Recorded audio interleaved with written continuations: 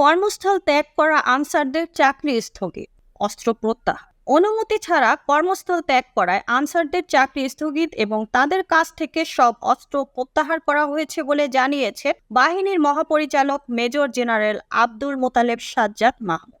বুধবার 28 আগস্ট রাজধানীর খিলগাঁওয়ে বাংলাদেশ আনসার ও গ্রাম প্রতিরক্ষা বাহিনীর সদর দপ্তরে সাংবাদিকদের সঙ্গে আলাপকালে এমন তথ্য জানান তিনি। আনসার ডিজি বলেন, আন্দোলনরত আনসার সদস্যদের দাবি মেনে নেওয়ার আশ্বাস দেওয়ার পরেও রহস্যজনক কারণে তারা সচিবালয় ও বাহিনীর সদর দপ্তরের সামনে অবস্থান নিয়ে বিশৃঙ্খলা করার চেষ্টা করেছিল। অনুমতি ছাড়া কর্মস্থল ত্যাগ করায় আনসারদের চাকরি স্থগিত করা হয়েছে। ইতোমধ্যে চাকরি স্থগিত হওয়া আনসারদের কাছ থেকে সব অস্ত্র প্রত্যাহার করা হয়েছে, কারণ অবাধ্য কারো হাতে অস্ত্র থাকলে সেটি দেশ ও জাতির জন্য ঝুঁকির কারণ। কমিটি গঠন করা হয়েছে। যারা কর্মস্থলে ফেরেননি তাদের পলাতক হিসেবে ধরা হয়েছে। যারা সাধারণ আনসারদের ইন্ধন দিয়েছে তাদের বিরুদ্ধে আইন অনুযায়ী ব্যবস্থা নেওয়া হবে।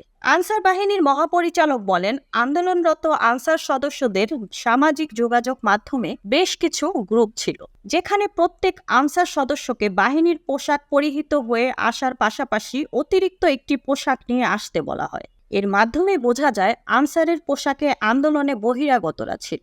এই তথ্য আমাদের কাছে এসেছে, এমনকি আমি নিজেও বিভিন্ন গ্রুপে এমন নির্দেশনা দেখেছি। তিনি বলেন, সচিবালয়ে আনসার সদস্যরা অবস্থান নেওয়ার পর স্বরাষ্ট্র উপদেষ্টা সহ সংশ্লিষ্টরা আলোচনা করেন। এমনকি সেই আলোচনায় আন্দোলনরত আনসারদের সমন্বয়করা ছিল। আলোচনা শেষে তাদের দাবি মানার বিষয়ে ঐক্যমতে পৌঁছায় আমরা। একটি কমিটিও গঠন করা হয়। তারা বাইরে এসে আন্দোলন স্থগিতের ঘোষণা দেয়, কিন্তু সেখানে বহিরাগতরা থাকায় আন্দোলন থেকে সরে আসছিল।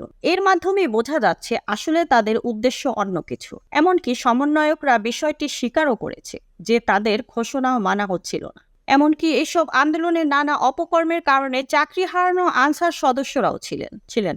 আন্দোলনটা শুরুতে আনসারদের থাকলেও পরবর্তী সময়ে এটা অন্য কারো হাতে চলে যায়। আনসারদের দাবি যৌক্তিক ছিল উল্লেখ করে আনসার বাহিনীর মহাপরিচালক বলেন, আমরা দ্রুত সময়ের মধ্যে তাদের দাবি বাস্তবায়নের জন্য কমিটিও গঠন করেছিলাম, কিন্তু তারা সবকিছুর বাইরে গিয়ে একটি অস্থিতিশীল পরিস্থিতি সৃষ্টি করতে চেয়েছিল।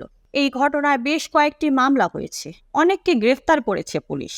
গুরুত্বপূর্ণ স্থাপনার নিরাপত্তার দায়িত্ব ফেলে আন্দোলনে যাওয়া আনসার সদস্যদের বিরুদ্ধে কি ব্যবস্থা নেওয়া হবে জানতে চাইলে আনসার ও গ্রাম প্রতিরক্ষা বাহিনীর ডিজি বলেন, আনসার সদস্যরা দেশের বিমানবন্দর সহ কেপিআইভুক্ত স্থাপনার নিরাপত্তার দায়িত্ব পালন করেন, অথচ তারা সেসব স্থাপনার অরক্ষিত অবস্থায় ফেলে আন্দোলনে এসেছে। এছাড়া আইন শৃঙ্খলা বাহিনীর সদস্য হিসেবে অনুমতি ছাড়া কর্মস্থল ত্যাগ করার সুযোগ নেই। ফলে আইন শৃঙ্খলা বাহিনীর সদস্য হিসেবে তারা যে কাজটি করেছেন তাদের সবাইকে আনসার বাহিনীর আইন অনুযায়ী ব্যবস্থা নেওয়া হবে। উল্লেখ্য, সচিবালয় ঘেরাও করে প্রবেশ এবং শিক্ষার্থীদের সঙ্গে সংঘর্ষের ঘটনায় রাজধানীর শাহবাগ, পল্টন ও রমনা থানায় 3টি মামলা করেছে পুলিশ। মামলায় 375 জন আনসার সদস্যকে গ্রেফতার করা হয়। বর্তমানে তারা কারাগারে রয়েছে। Mukta Parvez, desk report, B E news, Dhaka.